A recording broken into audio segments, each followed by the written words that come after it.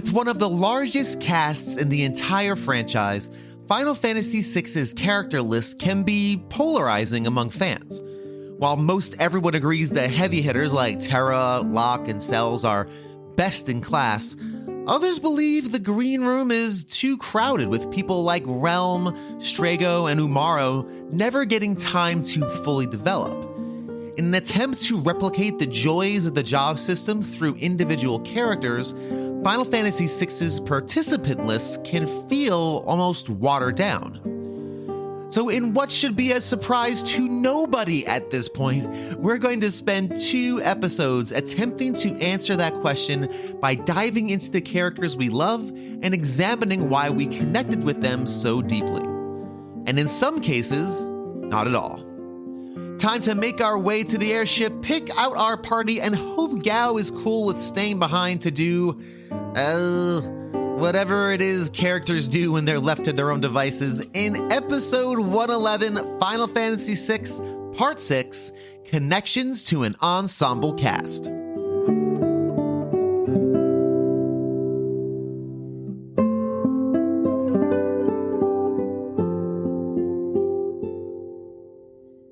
Now, before we launch into individual character discussions, many of my guests had overarching thoughts, so why not start there?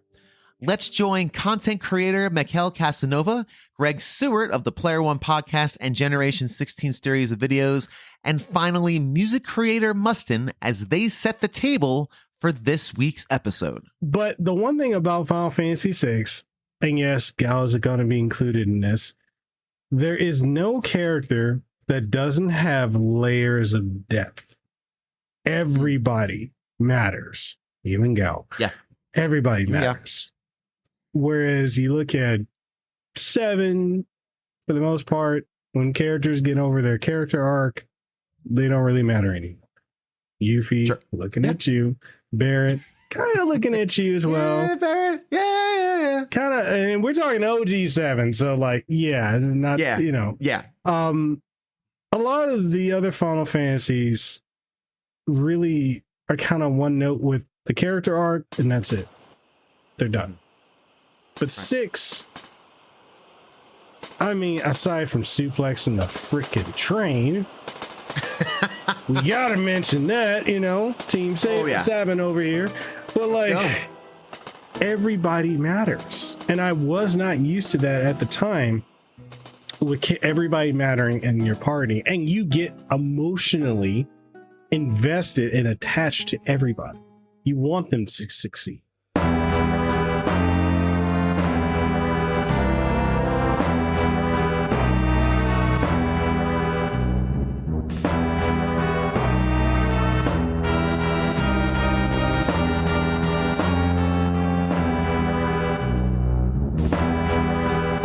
What about characters? Were there any characters as a young person when you played? And again, we're getting to the point now, you said like 17, 18. So you're definitely more aware than obviously when you were playing the first Final Fantasy or even Final Fantasy 2. Mm-hmm. Were there any characters that you connected with as a young adult? I mean, I really liked Terra as a character a lot. I mean, and I think, you know, we all did. I also loved Celes and Locke. I think were probably my 3 favorites. But that's actually another thing I think that they did a wonderful job in character development in this game, is that they didn't just, it wasn't just in the narrative, it wasn't just what they said in various scenes.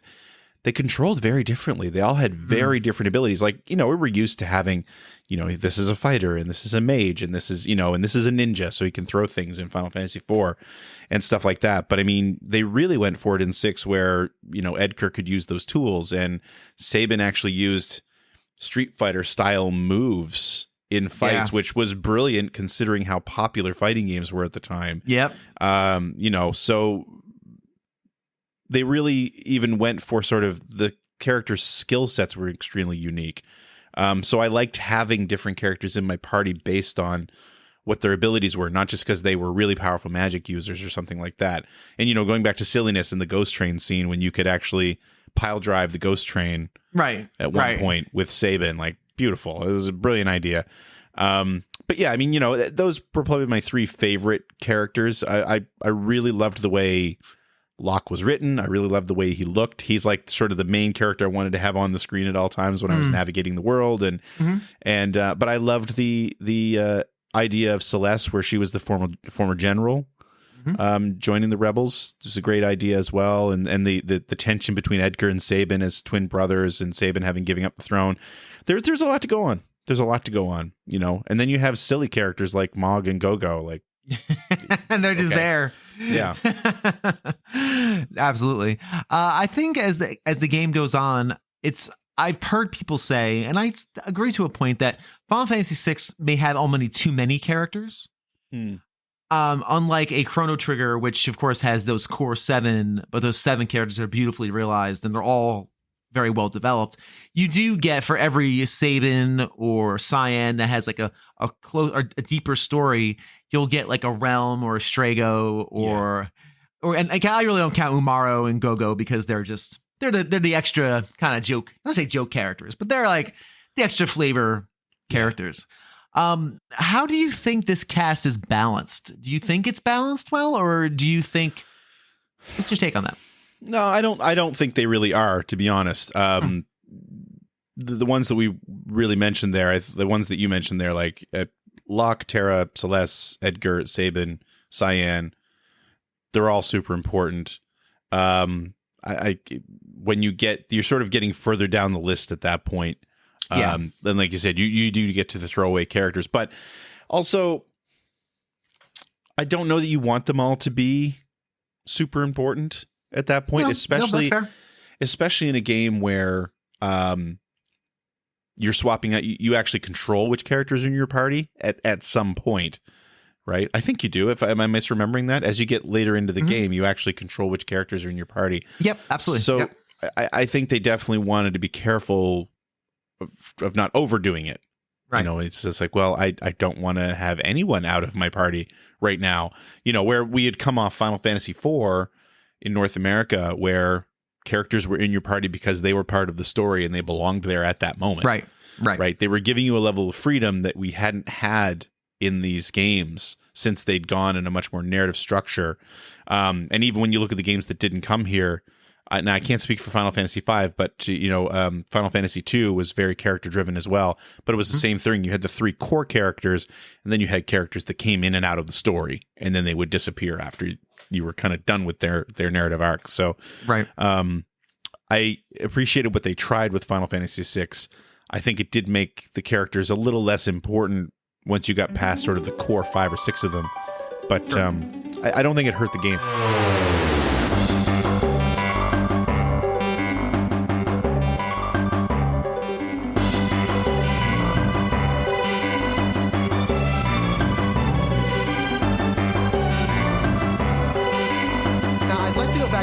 Comment you made earlier about how Final Fantasy VI, I guess in particular, helps shape some of your personality. I'd love for you to expand on that if you could.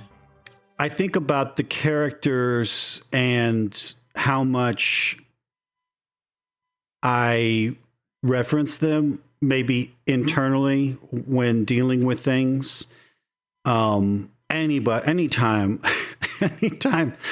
someone says "wait" to me, I say, "Wait," he says. "Do I look like a waiter?" Because that's exactly what Kefka says to Sabin. And I just do that all the time. And thinking about being frustrated with some kind of technology, I think about Cyan a lot because he was an old man with a ponytail. And my ponytail's kind of been coming back despite, much to my chagrin. I'm trying to get a haircut, but it's hard to find a good hair cutter. But I think about that, like his frustration with machines and how old he is and how old I'm getting.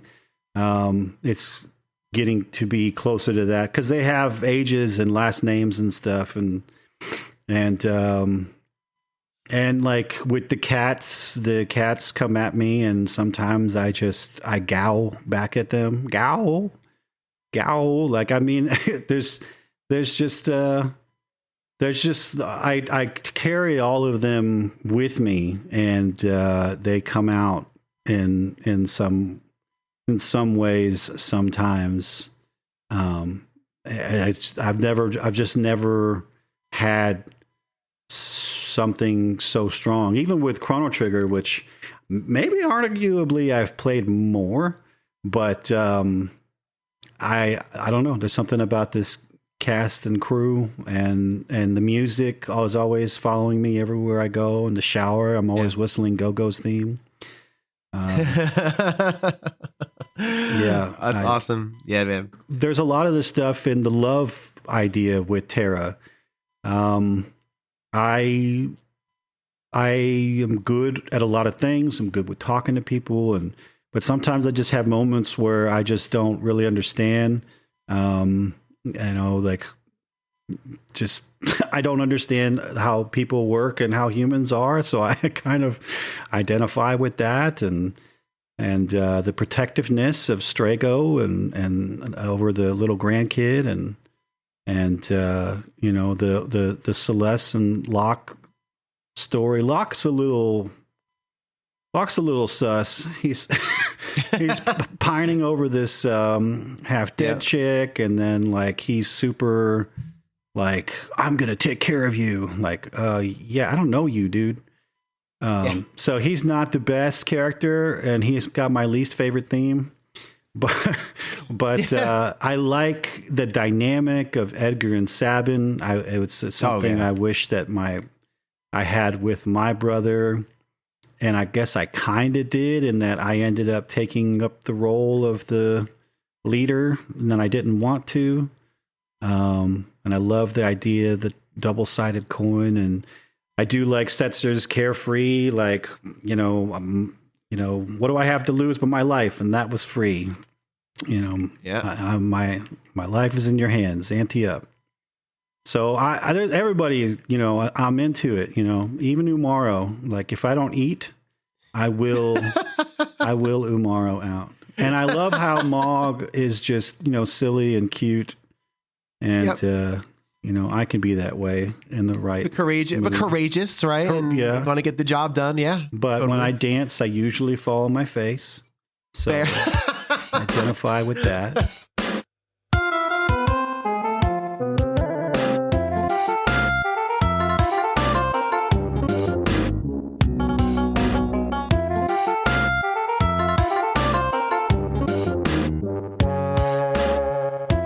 Since we spent the entire last episode talking about Terra, let's keep that conversation rolling by asking others thoughts about our favorite half-human, half-Esper.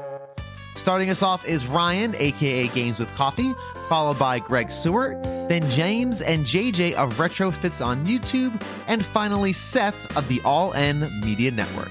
So, obviously Final Fantasy VI, full of memorable characters. You already mentioned Terra, I mentioned Celes. What are some characters that you think you connected with when you first played it when you were 16? Oh man, definitely Terra. Terra? Definitely Terra. What about Terra? What about Terra did you connect with? Just the fact that she was just so alone, and she was just used as a tool rather than being appreciated for her own individuality. And that really got to me. I could really feel for her plight, because nobody wants to live their life as a tool. I mean, I can go into the same thing about Final Fantasy 16 and that, but we're not going to go into spoilers on that, because there's a lot of similarities between 16 and 6, but we're talking about 6 right now. And it's just the fact that, we watched Terra's journey go from being a mindless slave, a mindless tool for the Empire, to just discovering who she is as a person and what she's willing to do and what she's willing to give up to protect the people around her. Like, she's half Esper, so she, like, again, spoilers for the end of the game, she loses her Esper, she loses like her unique Esper powers, but she still continues on because she has people back. I forgot what the village is called now. It's off the top. It's on the tip of my tongue, but I don't remember. But yes, yep, yeah, Mobilis. She's got people back there that she cares about and that she will be willing to protect, like lay down her life for. And it's just something I really appreciated about her. I think that's an interesting way. It's she grows a lot and everyone, well, most of the characters grow at least a little bit. Everyone grows at least a little bit. Even Gao, who I don't like. I find Gao very interesting. Yeah, I actually like Gao. I'm not gonna lie. Okay, that's fair. You're yeah, allowed. I do. It's fine. Everyone grows a little bit, but Terra, of course, and your Locke and Celes, and even Cyan to a certain extent, they all have these really interesting growth arcs. And I think Terra learning to understand who she is and what she is, right? And how to deal with that, I think, is a really interesting bit of storytelling and an interesting bit of just character work, right? And I think it makes her very endearing. Especially when you first meet Terra, she is not of her own will. She's got a slave crown on her head, and she is not of her own will. And it puts you as a player in the shoes of somebody controlling someone that's not of their own will. And it's a very, I think, interesting dynamic. Yeah, and thinking about it too psychologically, it's very scary because you can't really think of what how am I going to put this? Losing your free will, you don't really think about how that feels until you see it through another person's eyes, right? In the beginning of the game, we see that through Terra's eyes. She has no agency. She has no will of her own. Again, she's a mindless slave, and you're kind of seeing that through her perspective, that she's basically an empty shell until that slave crown is removed, and she kind of slowly regains her will and her sense of self and her sense of just being who she is. Like slowly that just kind of comes back to her, but that is just a journey and a half for her to undertake. And it's a really scary thought. I'm like thinking to myself, how would I handle losing my own free will? Basically my mind going blank and my body being controlled by another. And then just waking up and realizing that I have all this blood on my hands. How am I going to process all this? It is scary when you think about it in that way, and this way of, what do I do with this? Like, how much do I still have? How much recollection do I have? Like, all of those questions have to be constantly rolling through your mind, right? And it is a pretty tense situation. Yeah, totally. It is.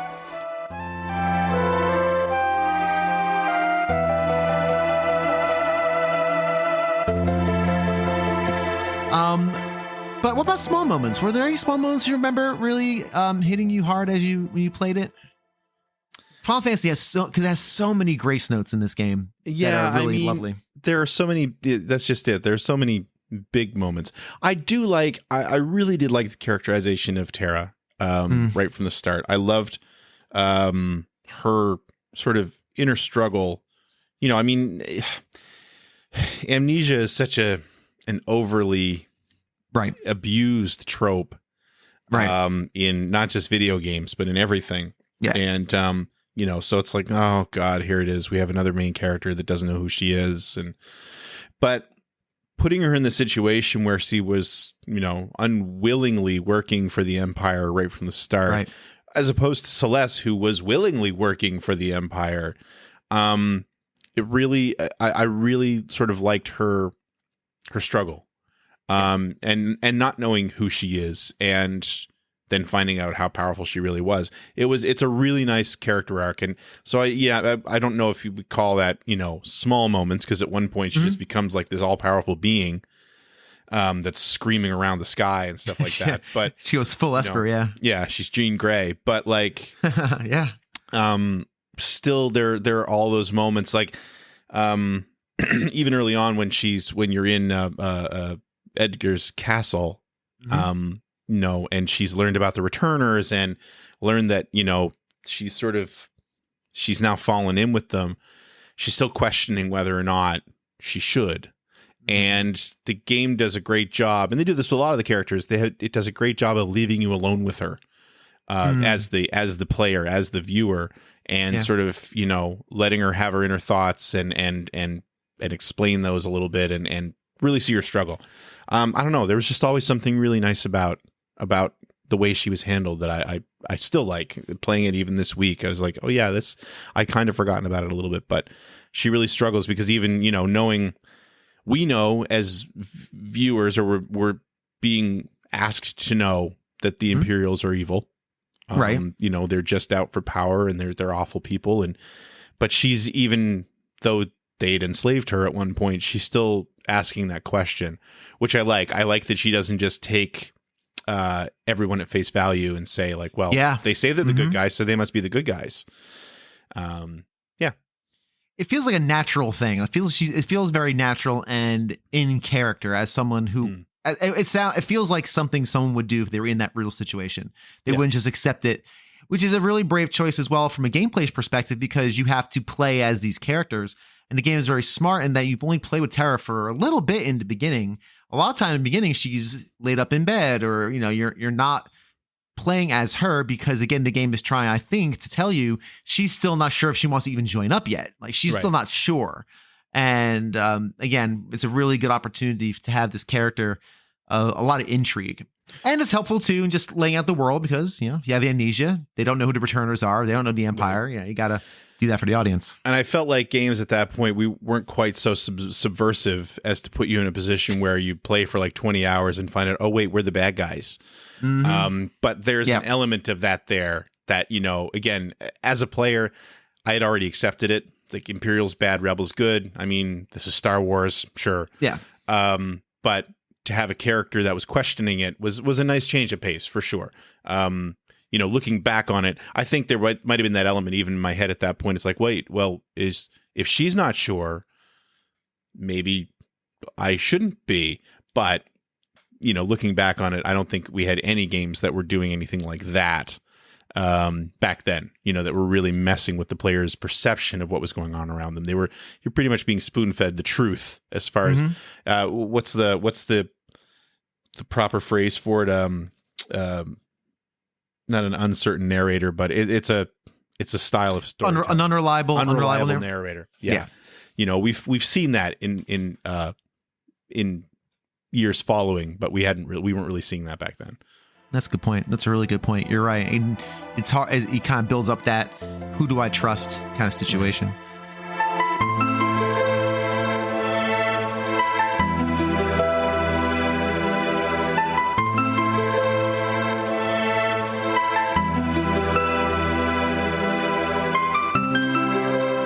And Terra actually has a similar kind of storyline, especially in the beginning, where it's like, but it's sort of the opposite. Like, everybody has this revering kind of point of view of her, you know, because she's inherently so powerful as somebody who has, you know, innate magic skill. And that causes her to be like, well, is that the only thing that matters? Because, you know, what does that mean for me? What does that mean for you? What does that mean for the world if I am not as good a person as I think I am or want to be? You know, like big, giant, world-affecting stuff. And really, as far as storyline goes, that's what made Final Fantasy VI great, is like it had a lot going on plot-wise, because it was kind of like the tracks at a freight yard, because party members would split off and have their own like multi-hour adventures. Sure. And, you know, there would be like 4 simultaneous stories going on at once that you would just flip between. You know, I mean, we've all suplexed the Doom train. Gotta do it. We all did it. Gotta do it. It's very satisfying. But it's like right after that, it then, I believe that's when it cuts back to the Empire infiltration that Terra is doing with or no, damn, my story's like all mixed up. I think she actually did that with Sabin, so it couldn't have possibly been right after. All right, that's a good point. Yeah. But still, there's when they steal the armors. Yeah, right. There's like a heavy moment that precedes that. Yeah, or goes after that, I should say.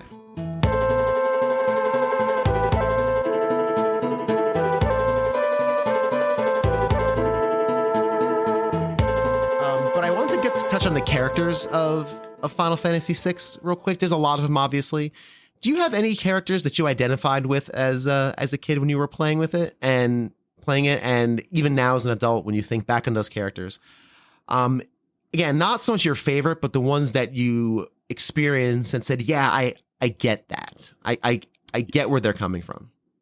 Yeah, I think we talked a little bit in the Majora's Mask episodes about like the sort of feeling of like the lack of control or identity that maybe you feel when you're a kid. I think Terra kind of taps into that quite a bit. Sure. And yeah. you know, I think I sort of always, you know, related to that character quite a lot. In fact, she's one of my favorite Final Fantasy characters just in general. And when I the latest Theater Rhythm game, she's like my profile picture on there. Like I've always loved that character. So that's a big one for me. I mean, you know, this is such a great cast of characters.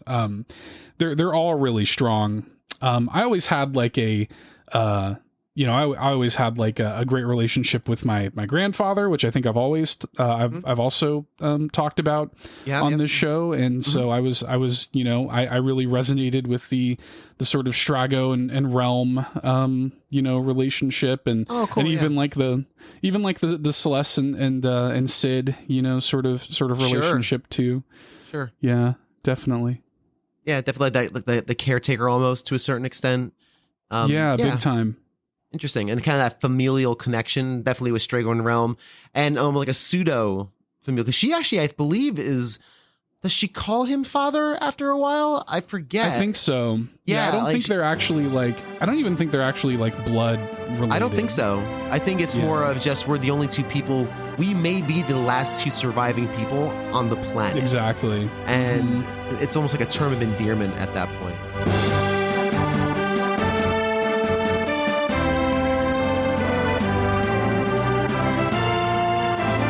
If we were to put the cast of Final Fantasy VI on a tier list, you'd be hard-pressed to find a single number one among them. Several 1As, 1Bs, etc., but not a clear-cut Cloud or a clear-cut Cecil.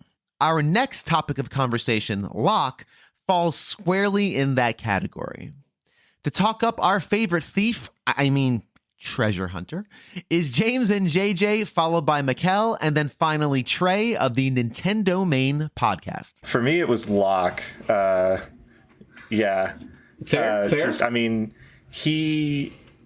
because a lot of Final Fantasy, a lot of JRPGs that we've actually started noticing more when we started playing them for the show, like as a sort of more analytical stance, because you know, we're not just like displaying the game for all to see, like we're a part of it, like having this conversation. And a lot of games pull kind of heavily from Star Wars. Sure. Like especially JRPGs like to do this a lot. And Locke is very much like the Han Solo character. You know, he meets like General Celes trapped in the prison, and then he's like, oh, well, no matter what happens, I'm going to be the dashing hero and save this girl. But, you know, but he's also like the thief. That's his whole skill set, is like getting in, stealing stuff, sneaking about, like not necessarily being a stand-up, you know, knight of a character. But I mean, that's a classic character trope going all the way back to like John Campbell, or God, did I actually just goof that name super hard? The hero's journey. The hero's journey. Campbell, yeah. Joseph Campbell. Joseph Campbell. Close enough. Say something. That's fine. Yeah, you know, the thief with the heart of gold. That's the classic trope character. Is like, yeah, he's chaotic good. He's not up to good, but he is doing good. Right. You know. And we do stormtrooper jokes with almost every game that has an empire or the evil ogre organization. There they are. Yeah. Blast them. Probably just another Drell. Love it. Absolutely love it. No, that's a really good point on Locke. Locke's an interesting character. He's one I never used a ton mechanically. He's great early on, but then for me, the thief stuff kind of wears away. But his arc is really interesting and good. He's got he starts, and the way he ends up towards the end of the game is really interesting, and how he kind of goes through that grieving process and learns to love again, you know, and that sort of thing. I think it's really, really strong stuff. Yeah. Yeah, I mean, the whole quest to find Phoenix just so that he can revive the love of his life, and then have the very heart-wrenching, gut punch kind of moment where she's like, I understand that you did all this for me, but Phoenix can't just bring me back to life. It just allows me to have this moment with you. Like, you have to move on. Yeah. You've been trapped in this for so long. You can't do this or you'll be just like me right now. So powerful. And it was so mind blowing in that moment that you could have that kind of lesson about loss, grief, and the whole grieving process, and then what you have to do after in a game that you could play with like your 7-year-old brother or like your 7-year-old kid or something like that, because the language wasn't too heavy. It was very clear and concise, like the words that they were using. And it wasn't like a vocabulary that was above like, an elementary school level or anything like that.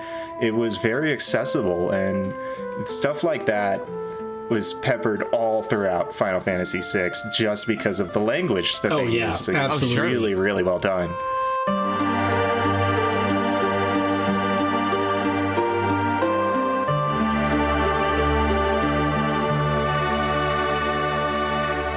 But I think for me, when it comes to like, I'm just trying to think back to like all the characters that I connected with.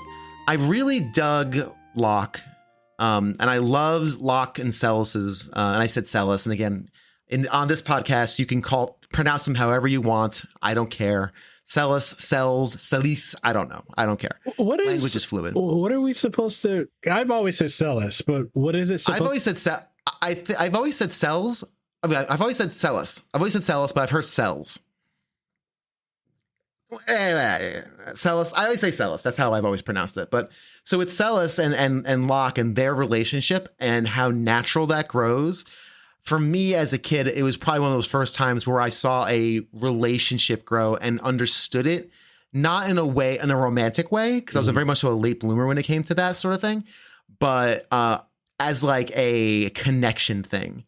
It was always very interesting to me, the way they kind of interacted. And now as an adult, when I watch it, I think it's wonderful. Their arc is so good and interesting, and how they kind of grow together and how adult their relationship is. They have a very adult relationship. There's grief. They both got stuff going on. They both have baggage. They both have to figure out their baggage, and they figure it out together. And they grow together. It's such an, again, adult relationship. It's not a fantasy thing. It's very, very strong and good. So I was always a big Locke fan.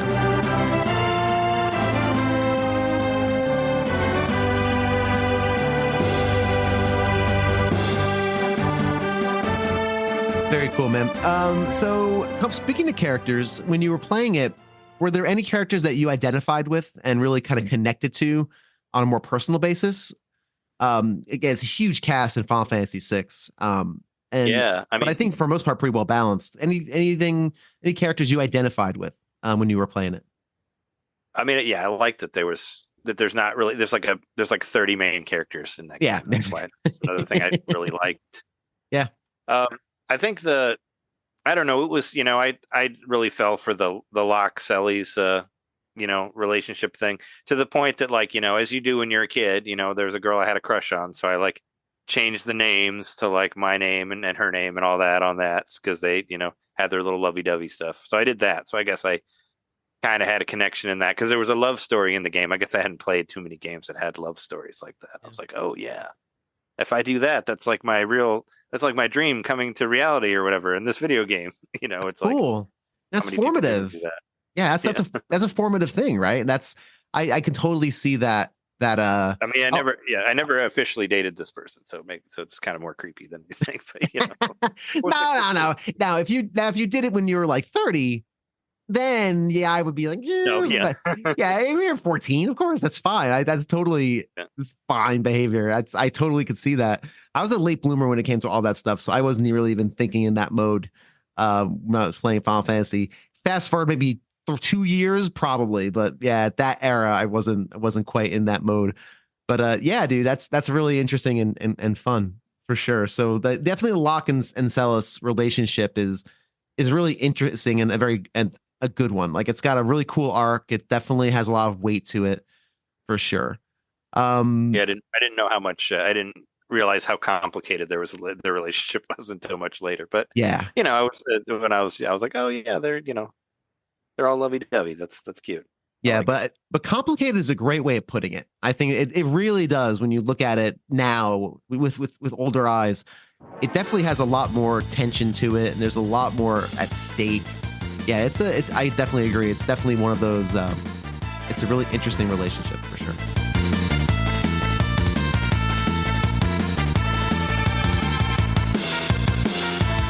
It is once again time to say thank you to our wonderful patrons, starting with Terry Kinnair, Games with Coffee, BT Goebbels, Julian of the Stage Select Podcast, Seth Sturgill of All End Media, Tim, formerly of The Leetist, the Let's Play Princess, Greg Sewart of the Player One Podcast and Generation 16 series of videos, Philip Becker, and finally the one and only fabulous Pete Harney.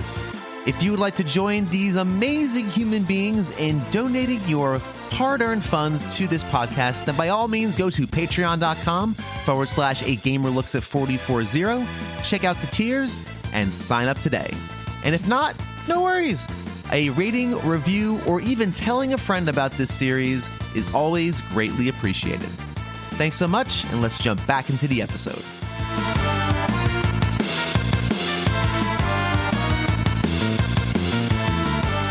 Speaking of Celes, you can't have a Final Fantasy VI conversation without discussing the General turned Rebel. Now, just like in the World of Ruin episode, we can't talk about Celes without broaching some touchy subjects like suicide and mental health, so trigger warning for this section. If you'd like to skip it, please make use of the chapters on the feed or skip ahead approximately 18 to 19 minutes. Starting this section off is journalist Aiden Moher, followed by Mekel, then followed by cosplayer Yurik, and concluding with Seth of All End Media. You did mention Celes is your probably favorite though, so sounds like you do have a fondness. What about Celes? I think just like, I mean, this was at a time like Final Fantasy VI, but also like the books I was reading and stuff. Just the idea of like a really capable, strong woman, and like, strong female character comes with a lot of baggage, but like literally like a strong character, like strong in combat, like has high levels of authority within the Empire. But even that doesn't protect her from being, like kidnapped and tortured, and the weight that she carries and the way that she is able to kind of gather herself and set herself back on a path towards redemption that then is mirrored in her quest to draw all the adventuring party together in the second half, where she says like she could give up. There's so many points where Celes could give up, but she never does. Right. Instead, she always pushes forward. And she's the one that like brings that together and stays on that path towards sort of redemption. And I think that always stuck with me. And to see, I think even back when I was a kid who didn't like unicorns, a boy who didn't like unicorns and princesses, seeing a woman do that, I think was really powerful and impactful because I'd never seen anything. Very cool. Very cool. I love that. I like Celes was one of the ones I appreciated more as I got older. I think another one I appreciated. I always liked Sabin or Sebin or however. Whatever pronunciation. Did I just say pronunciation? Pronunciation. Not my strong suit, clearly. But Celes is someone, someone who she really does grow. Her arc in the entire game is one of the best arcs in the game, in my opinion. Yeah. And her growth as a character and her realization of everything she's doing is wrong and she's been working for the wrong side, and all that growth she undergoes is so interesting and good. Yeah. And unfortunately, when I was younger, I never played as her a lot. Yeah. So when I hit the World of Ruin and it's just me and her, and she's not leveled all that well, I'm like, oh boy, I'm struggling because I did not put enough time into Celes to make that happen.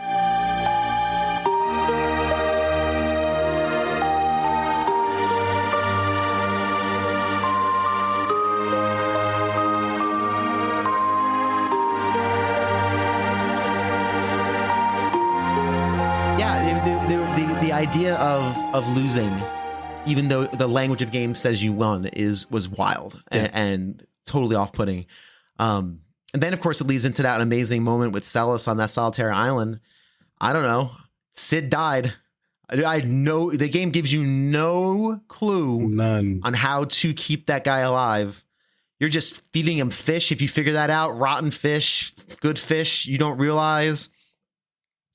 And there's such a hopelessness to it. Like, it really puts you in, I don't know. What was your reaction to that moment? That whole solitary island moment? I was panicking because I had never gotten to a point in a game where the overshadowing feeling of dread was just there. Like, and at the time we weren't really used to like multiple endings in gaming, like, or your choices affecting the outcome. So like literally I'm racing through my head trying to figure out, hey, what did I do to get this result? How did I get to this point? How do I keep Sid alive? How do I do this? And it's like that sense of urgency. I'd never experienced that before. Like that whole thing was just such, like I said, and it subverted my expectations.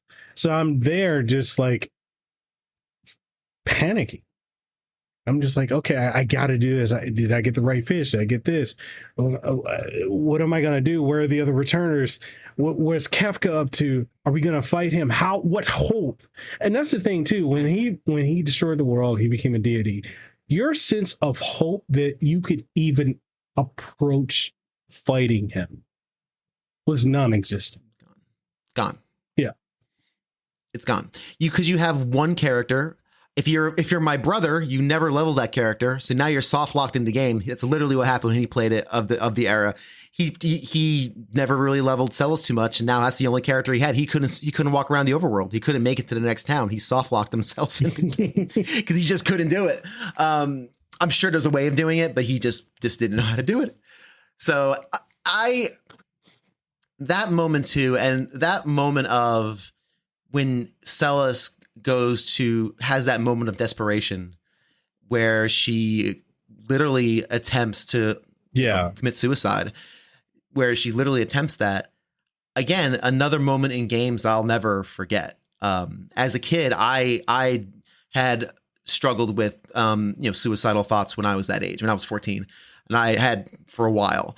So to see that on screen was very, very powerful for me. It was one of those moments where it was seeing something I had thought about and seeing it portrayed in a way that was respectful of them. And this is me thinking back on a 14-year-old's brain. I'm sure that's not what I was thought at the time, but I'm just trying to put myself in that moment where it was, wow, this is a moment where I kind of saw myself on screen.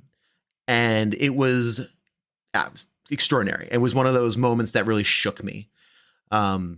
Yeah, and you feel hopeless. You walk around there, you're just by yourself. You walk off that continent, or off the island rather, and you are just alone, and you better figure it out. So it's easily one of the most powerful moments of the game I've experienced in my life. No, I mean I can fully relate to that too, because back at the time, like when I was playing that, and when I played it again, I think more so when I played it again on a PlayStation 1.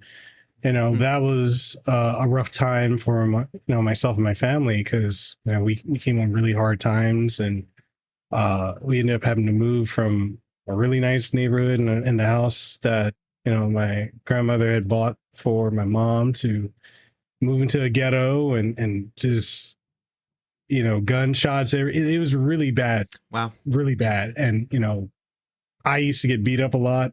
Just trying to go to the library, go to a bus stop, I was constantly beat up. And siblings that weren't really supportive. It was always, you got to man up, be stronger, blah, blah. Mm-hmm. What are you doing? Why are you just letting them do that? You're bigger than these. Right. I had that sense of helplessness. And I remember playing through 6 again at the time. And when I got to that point, I'm like, I understand how she feels. There's no hope around you. And it's a very real feeling. And I think, as a case study on observing depression and mental health, Final Fantasy VI is one of the greatest pieces of gaming art to showcase it in a very mature way. Yep. Everybody's dealing with something. Yeah. everybody. Yeah, man. No, I agree. And I think it's, again, remarkable that this is a 16-bit game on a, 1994 Super Nintendo, and it's portraying those emotions so beautifully and so honestly, and in a way that still resonates now. You watch it now, and I can still understand what's going through her head and not have to self-insert that much. It's really just powerful.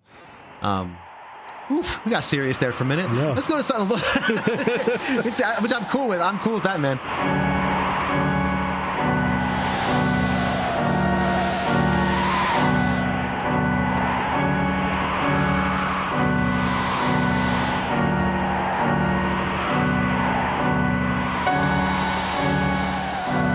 As far as bigger moments, though, I would love to hear what your take or how you felt, if you can remember when your first playthrough, how you felt during the Celes moment, or Celes, again, pronunciation is a thing. Yeah. The Celes moment where she's on that solitary island. Yeah. As initially, the first time I did that, I didn't know the difference between the fish. I didn't know that was going to be a thing that mattered. Same. Spoilers, I guess, in a sec here. Well, then this is full spoiler cast, just so you know. So we spoil away. This is 100% Sid died. Did not mean to. Did not know what I did wrong. Mm-hmm. Didn't know. And I was like, man, that's wild. That sucks. He's that was straight up death, on screen. We saw him just die. And it was handled in a really kind of somber way. Final Fantasy's done that quite a bit, though. You have other characters who've in previous games, and then with Celes on the cliff afterwards. As a kid, I didn't understand what was going on. Same. I do now, and still think that was really, yeah. I don't know. I've talked about this with friends before, that all the characters kind of are dealing with loss a different way. Yep. They in World of Ruin, Celes is a very obvious one. Terra goes to help whoever she can. Locke is trying to help one person that he cares about. Mm-hmm. And you can go down the list all the way down to Kefka, who just has the ultimate nihilistic view of this and says there's no point because everything's going to be ash. And sorry, this is a long answer to the question. Keep going. Keep going. This is great. Yeah, and so because you can go through every character and kind of see this, and then Kefka's is just the ultimate. I can't even remember his quote, but he says why do people keep rebuilding things when they just know they're going to be destroyed? Mm. And when you look at all these kind of quotes side by side, it's this is what the end game is all these people have were confronting losses in their own unique way. They've all come together to say you're wrong to Kefka, that you don't have to have this kind of outlook anymore. And then that's when the fight starts, because he even says you sound like chapters from a self-help book. That's right. Yeah, that is right. That theme of loss and rebuilding is so beautifully expressed, and which makes the World of Ruin. I remember playing it again as a kid. I would always play. Of course, I played in full, but in subsequent playthroughs when I was younger, probably teenager, I remember myself not continuing in the World of Ruin because it felt so sad. Even the music changes.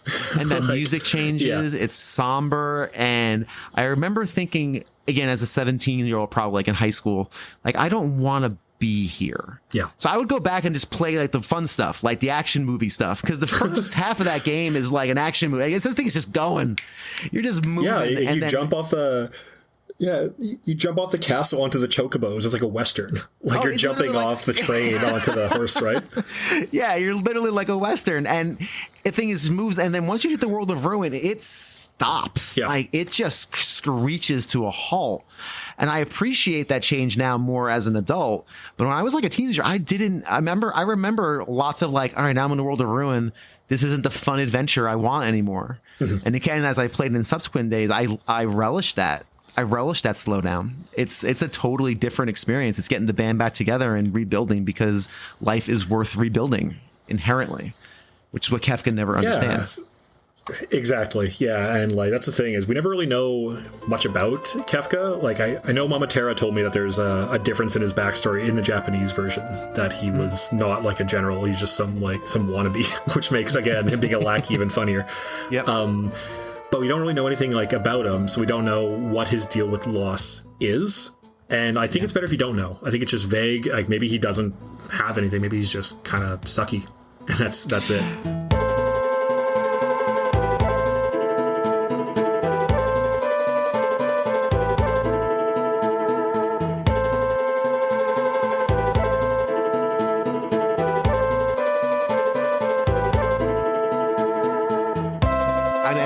I mean, I feel like I'd be remiss in talking about Final Fantasy VI without talking about that famous scene when she's trying to keep her grandfather, or Sid, alive, and like you said, I don't know any kid who figured it out the first time. I had no idea. No, and the game doesn't tell you, it doesn't tutorialize. And one very quick thing about that whole part of the game, the twist is, and I've mentioned this to other people, so I'll be repeating myself for the editor who'll be cutting this up by now. What I love about it is, according to the language of games, you win. Like, you do all the things correct. You beat the big boss. You get out before the timer ends. Maybe you save Shadow. I don't know. I didn't the first time, but maybe if you have like Nintendo Power, you know to save Shadow, or you heard from a friend, and nothing you do matters. And I remember distinctly when the world is going to hell and all of a sudden you're alone on this island with a character I have not leveled very well. I didn't spend a lot of time with Celes. I was just wasn't one of my main characters. Feeling I have to play this again. Like, I can't save the game because what did I do wrong? I did everything right and it didn't matter.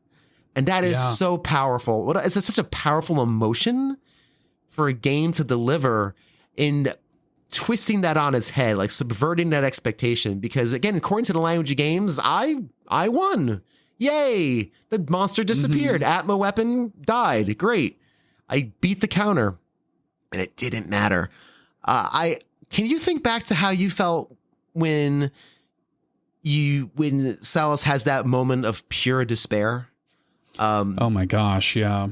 I want to be careful with the language, obviously, because but the moment of pure despair is what I'll label it as.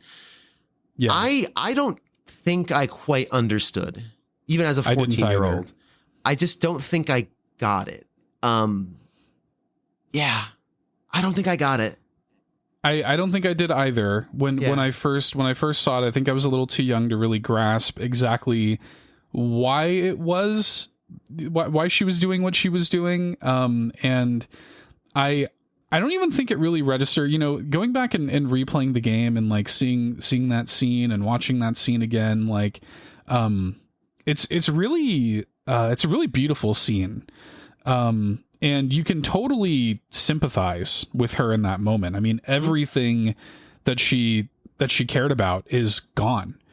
And she feels completely hopeless, and she feels like that's kind of her last resort. I mean, like, in her view, it's like, cool, like Locke's dead, Sid's dead, Yeah. And like she does what she does. And like, you even see like her tears, like following her in the air as she's sort of falling. It's like heartbreaking. But again, when I'm seeing this as a kid, I think it's completely washing over me. And, I don't think I understood the gravity of it, especially because, like, it is not successful. And she wakes up on the beach. She sees like Locke's bandana on like a bird, I think. And that gives her sort of the drive to like keep fighting, and like, oh, like now I have, like, actually there is something, there is sort of more for me to live for. And yeah, I don't think I quite got it then, at least like the gravity of what it was she was doing. But I remember thinking it was a very pretty scene. The game's just got so many great pretty scenes.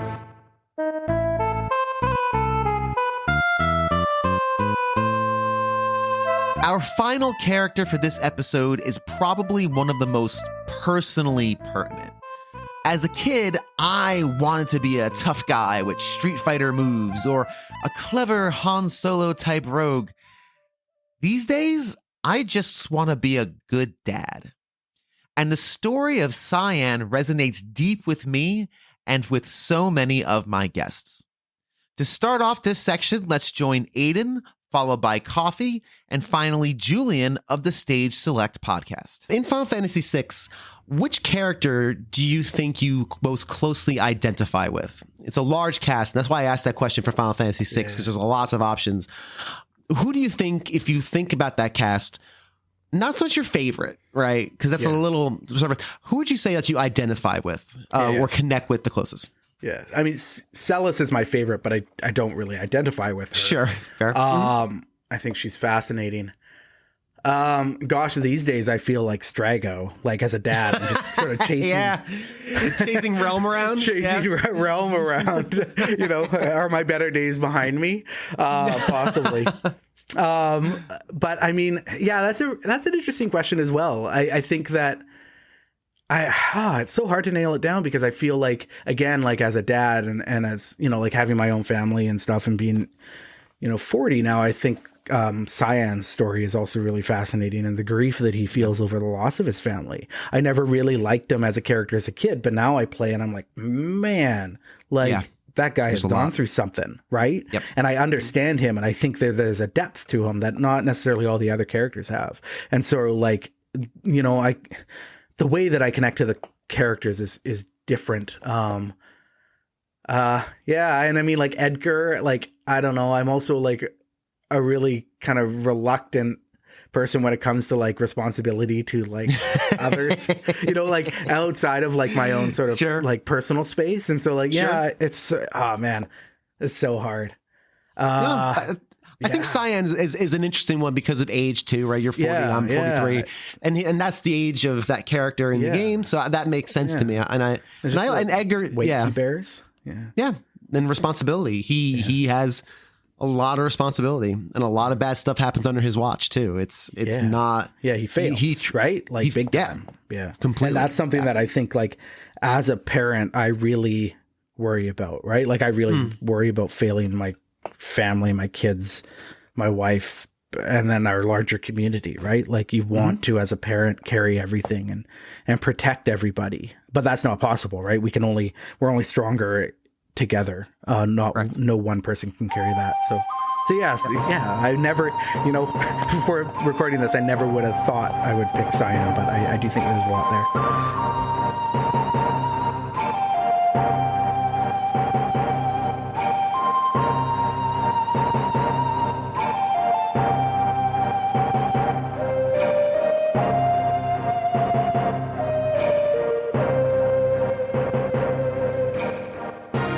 What other characters did you feel like you really connected with in Final Fantasy VI?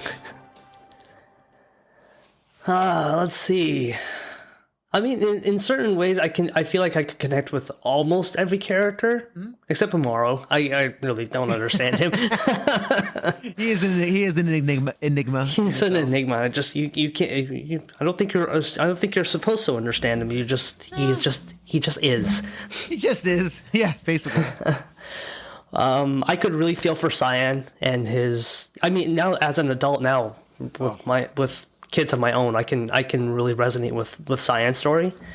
How he loses everything in just a one instant, and then having to just see his family just on that phantom train when he wants to join them, but he can't because he still has life to live, and that was really disheartening to see that, you know.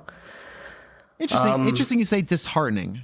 Yeah. Yeah. Interesting. Why? Maybe that's not the word. Maybe that might be the wrong word. But it's just he knows he wants to be with them. Right. Like that's all he wants. He just wants his family back. He wants his honor back. Like he let down the kingdom. He let down his family because they all got poisoned by Kefka's machinations.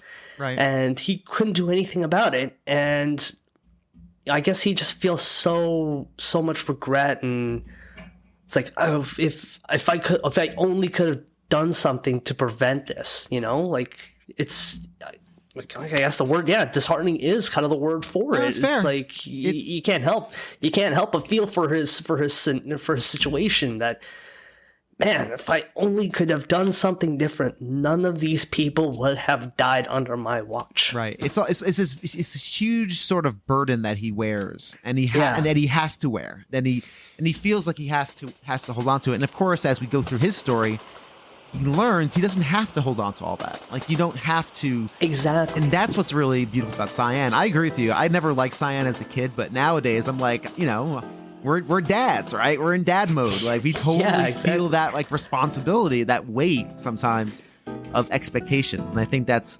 a challenging part of the whole picture.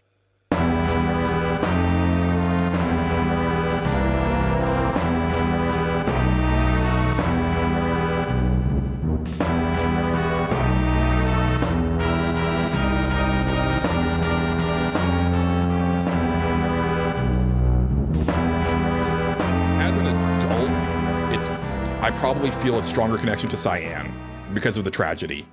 Having been through some tragedy myself now. Sure.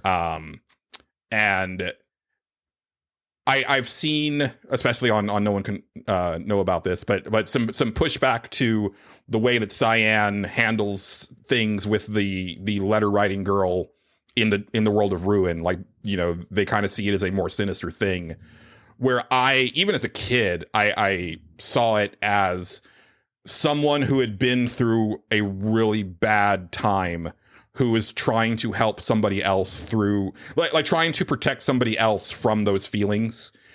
Not, which not the right way to go about it, right? But right. I always got the reasoning behind what he did. And, looking back now, like, as an adult and thinking about his story, like, it's the type of thing that you don't get past, right? Mm-hmm. And they don't really, like, that's the thing is that he doesn't really get past it. He finally comes to terms with it in the world of Ruin if you go through the dreamscape. Yep. But it is a thing that affects him for his entire time in the game, which you still don't often see that in RPGs. Like, people bounce back from, like, their entire, like, village being destroyed surprisingly quickly in most RPGs. My parents were brutally slaughtered by so-and-so. Like, I'm mad about it, but I'm not going to be broken up about it for very long because I don't, we don't want to show that. And well, also when you're role playing as a character, you don't want to be in that character like that. You want to, players want to role play as the confident, strong character generally. And Cyan always, I'm a Cyan fan as well as an adult as well for a lot of those same reasons. And I always liken him. He always has this weight about him. Yes. And I remember as a kid not playing as him very much because he was never all that fun. And now as an adult, when I think about it, it's like, no, he's not that fun because he's dealt with so much tragedy in his life. He's not, as we all know, and anyone who's dealt with anything tragic, and this is, everyone has different experiences. When you deal with something tragic, you don't forget about it. You just learn to deal with it. Like, you learn to live with you learn how to carry that weight. The weight doesn't go away. It doesn't all of a sudden disappear. You carry it so much that eventually you don't feel the weight of it anymore, but it's still there, right? And absolutely, that's kind of, I think, how grief works. And I think Cyan it's a beautiful visual representation of him having that grief. So at the end, when you're going through that dreamscape and he's really kind of wrestling with this, again, he's not free of it, but he's come to grips with it. The weight of that is still there, but he's now bearing it better. And I think that's all people can do when you have tragedy. And again, in a 16-bit role-playing game on the Super Nintendo in 1995, it's just like, it's a miracle.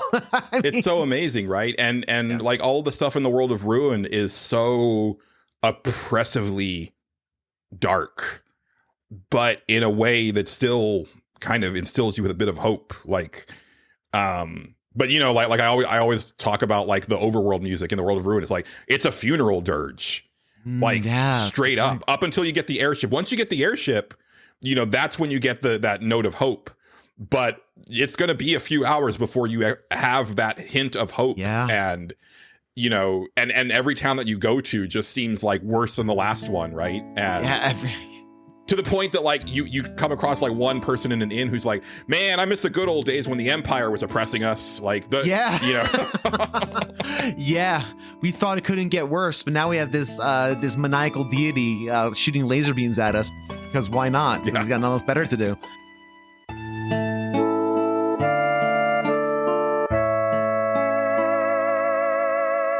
Finishing up the episode is James and JJ, followed by Kiss 105.3 in Ottawa personality Ryan Lindsay, and concluding with Tim Knowles, formerly of The Leetist. What are some standout moments to you as you kind of think back through the games when you're playing it? And when I say standout moments, we all remember the giant ones, right? We talked about Celes, you remember the Opera House. Were there any small moments in that game that you remember impacting you or just causing you to take a... You guys are both smiling, so I think the answer is yes. This is fun with people. Yeah, go for it. Well, no, I mean, less of a moment that exists in the game naturally. Because we don't just like have our voices for the characters. Sometimes we do try to play it straight, and sometimes it really is more about like, everybody knows this game. We're gonna be silly and have fun with it, and everybody's gonna laugh while it's still this big, fun adventure. And I made the mistake of Cyan's introduction, you know, is a really great moment, because it's like the whole castle is under siege, and it's like he comes out as like the noble samurai warrior, and he's going to stand alone against the Empire. But the first line doesn't have any kind of name or any indication of who he is. It just says, wait. And the first thing that came to my mind was Dr. Henry Killinger from the Venture Brothers. So I was just like, that. And he just comes down the stairs, and I'm like, well, I can't. I'm committed now. I did it. I can't stop now. And then he became Dr. Henry Killinger, and we had previously named Edgar and Sabin as Chad and Brad. And I didn't remember as much while we were doing this. It had been a few years since I played, but I forgot that Sabin and Cyan have like a whole adventure, like a whole side adventure just together. So it became Dr. Henry Killinger and his magic murder Brad. That is so bizarre and good. And I am all about this reimagining of the classic Final Fantasy. Like, that's funny. You just got roped into a voice because you were not aware. You're like, oh no, but you had to run with it. That was it. You signed that voice. Yeah. And that's a commitment. That's what we're all about.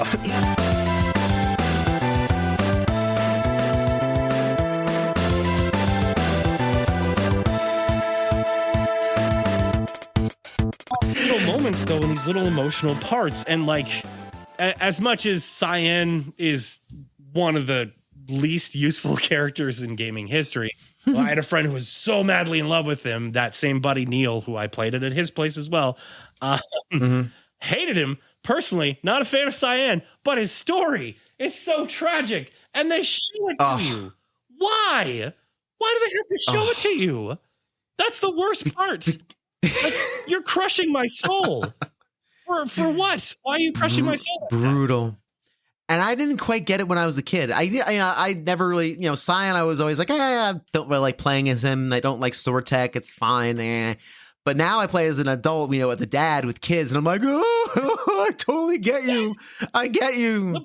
I'm with you, Cyan. I am old too. It didn't hit you. The poisoning of the water, you're like, oh, look, the water changed color. That's neat. It doesn't hit you anywhere near. Even as a teenager, you're like, meh, it seems kind of evil, but whatever. As an adult, you're like, this is unforgivable. That man has a wife and a child, and it just kills you. And you see him on the train. Sorry, spoilers. You see him on the you're fine. And your heart doesn't break into one; it breaks into like 8 or quadra-slams into multiple pieces all over the place, and you don't know what to do. And you're like, "Damn it!" Just brutal. That's it. I can't. I can't. What do I do?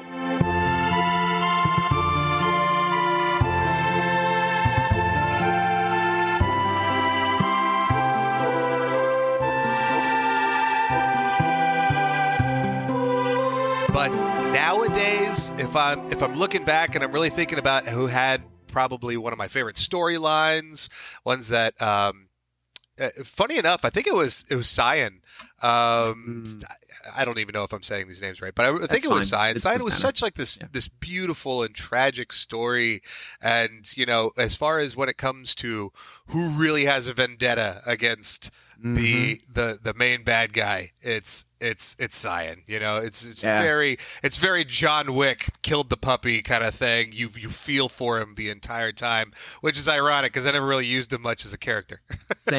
Same. I never really liked him as a character, and that's I have the same answer usually because Cyan. Because again, I have a family now, and I can identify with that feeling of just murderous rage. That's why in Final Fantasy 2/4.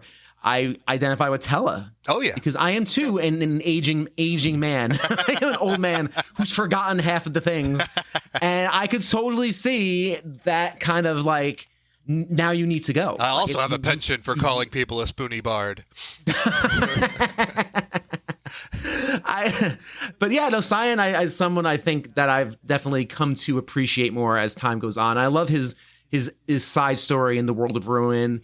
I think he's you got Odin with him, and you go on this whole journey of like self-forgiveness. It's really touching and tragic and heady for a game like that. Oh yeah, really heady, and it didn't hit. Like I didn't even understand really what the Ghost Train was when I was when I was a kid. Like it's silly when you think of it. It's like, oh, this is silly. There's ghosts, and now you think about it, you're like, oh, this is ferrying people to the afterlife. Exactly. Like this is really he's on that sad. When he's on that train platform saying goodbye to like his loved ones, like, whoa, okay. I'm actually tearing up a little bit thinking about it because it's rough. Yeah.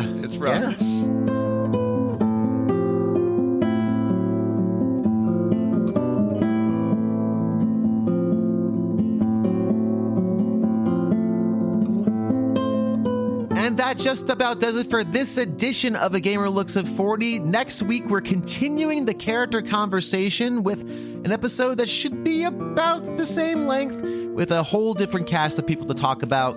Lots of great conversations, so be sure to come back for that. And after that, we finalize our run through Final Fantasy VI. It only took 2 months. Sure, no problem.